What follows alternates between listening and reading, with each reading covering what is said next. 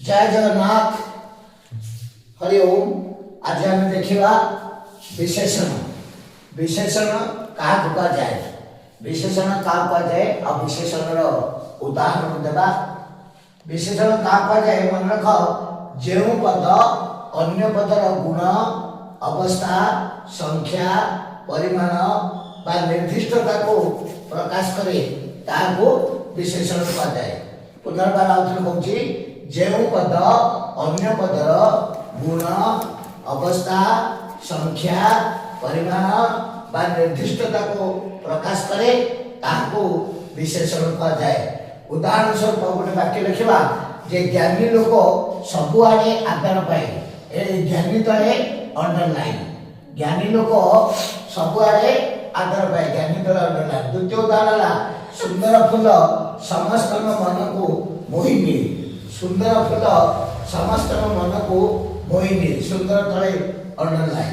तृतीय वाक्य है, वाल्मीकि महर्षि 7 खंड रामायण लेखक थे। वाल्मीकि महर्षि 7 खंड रामायण लेखक थे, 7 खंड तले अंडरलाइन। एवं चतुर्थ उदाहरण है, अल्प जिनिस चलने को महात्मा गांधी लोक को परामर्श देते। वाल्मीकि महर्षि 7 खंड रामायण लिखिते। चतुर्थ है, अल्प जिनिस चलने को महात्मा गांधी लोक को परामर्श देते। अंडरलाइन हूँ अल्प, अल्प तले अंडरलाइन। पंचम हूँ, गोविंद घर 10 टंका आनी। गोविंद घर 10 टंका, ये 10 टंका तले अंडरलाइन दिया।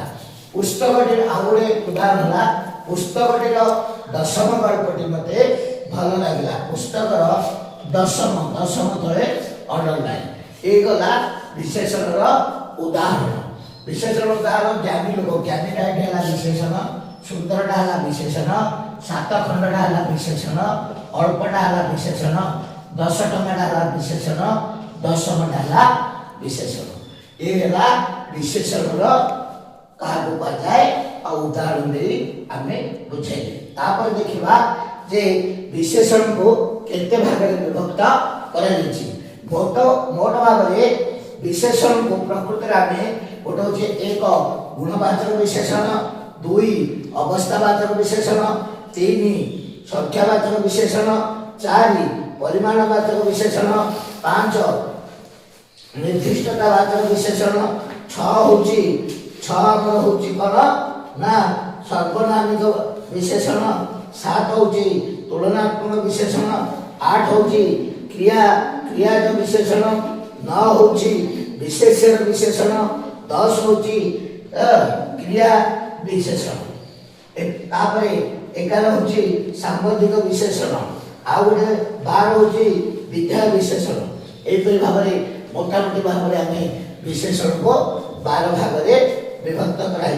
प्रथम विशेषण है कौन ना आमर 1 नंबर विशेषण है गुणवाचक विशेषण। गुणवाचक विशेषण क्या कहुए ना, जो विशेषण पद विशेष्य पदर गुण को प्रकाश करे।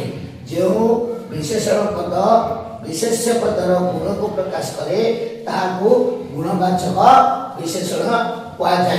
उदाहरण देख, सुशील छात्र, जटिल अंक, गहीर हृद, उन्नत देश, प्रचंड शक्ति, ज्ञानी व्यक्ति, निर्मल वायु। ये जो देला सुशील छात्र, सुशील छात्र तार गुण को बुझेगा। सुशील सुशीलटा सुशील एटा तार गुण को बुझेगा। विशेषण गुण को बुझा जो ये है प्रकृति में गुणवाचक विशेषण। से जटिल अंक, जटिलटा यहाँ गुण को बुझेगा। जटिल अंक, गहीर हृद, गहीरटा है कौन ना गुणवाचक विशेषण। उन्नत देश, उन्नतटा है गुणवाचक विशेषण। प्रचंड शक्ति, प्रचंडटा है गुणवाचक विशेषण। ज्ञानी लोक, ये लोकटार ज्ञान को बुझेगा, तेणुक ज्ञानी लोक ये गुणवाचक विशेषण। निर्मल वायु, ये निर्मल वायुटा निर्मलटा हूँ विशेषण पद। तापर देखा 2 नंबर अवस्थावाचक विशेषण। अवस्थावाचक विशेषण क्या कहे उदाहरण दे बुझाओ तेणु अवस्थावाचक विशेषण क्या कहे मन रख जो विशेषण पद विशेष्य पदर अवस्था को बुझाए जो विशेषण पद विशेष्य पदर अवस्था को जब बुझेब ताहले अवस्थावाचक विशेषण आम कहवा उदाहरण स्वरूप होची छिंटा कना कनार अवस्था को बुझेला छिंटा तेल अंडर छिंटाटा है कनार अवस्था को बुझेला तेणु ये अवस्थावाचक विशेषण से वृद्ध व्यक्ति व्यक्ति जनक वृद्ध वृद्ध अवस्था तेणु ये अवस्थावाचक विशेषण तापर ददरा ना ददरा करुणा आमर अवस्थावाचक विशेषण सेमती गरीब दरिद्र लोक ये दरिद्रटा है कौन ना आमर अवस्थावाचक विशेषण दरिद्र हूँ अवस्था को तार बुझेला लोकर अवस्था को दरिद्र अवस्था को बुझा जो तेणु ये अवस्थावाचक विशेषण से दुर्बल शरीर शरीरटा दुर्बल है दुर्बल है अवस्थावाचक विशेषण तीन हूँ 3 नंबर आरंभ 3 नंबर होची संख्यावाचक विशेषण का जाए उदाहरण दे बुझवा ना जो विशेषण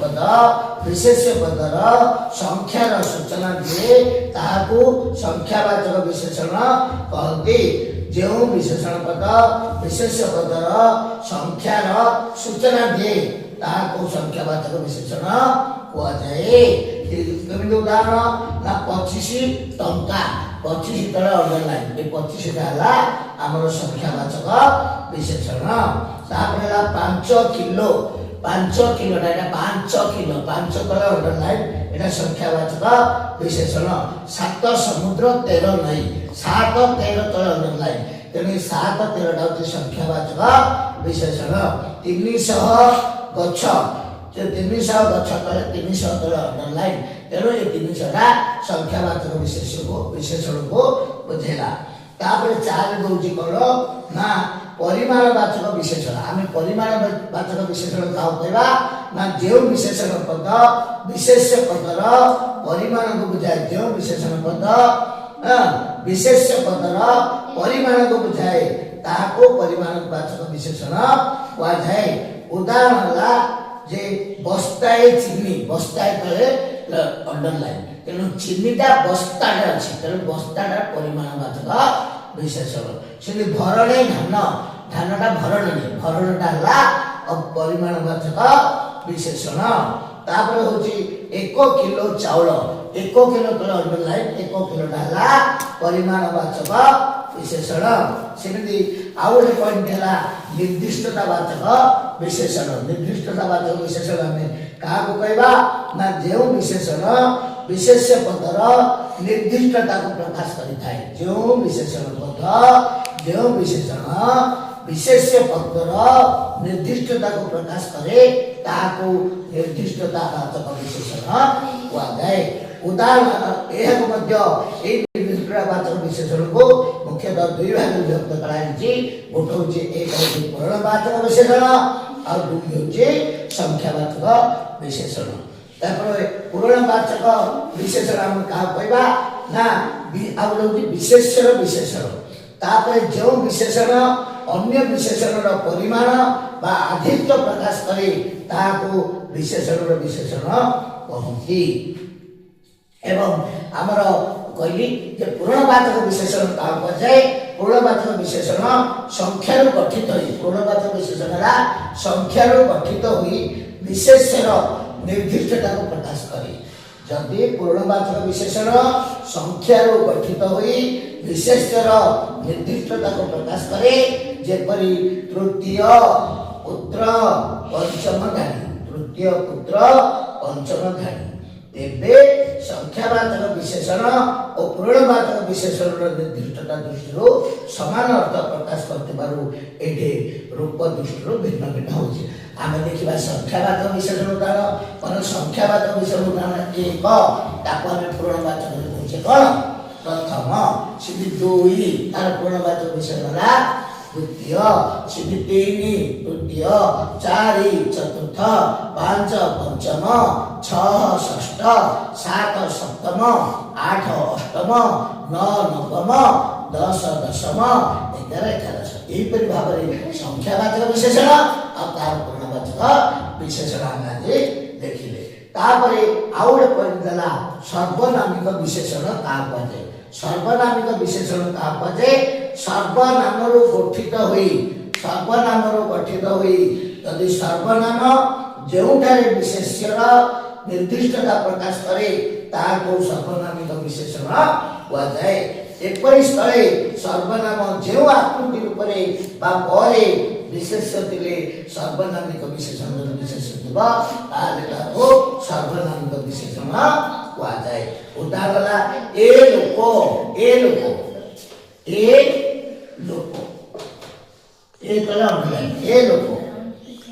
ଯେଉଁ ଦେଶ ସେଇ ରାଜା।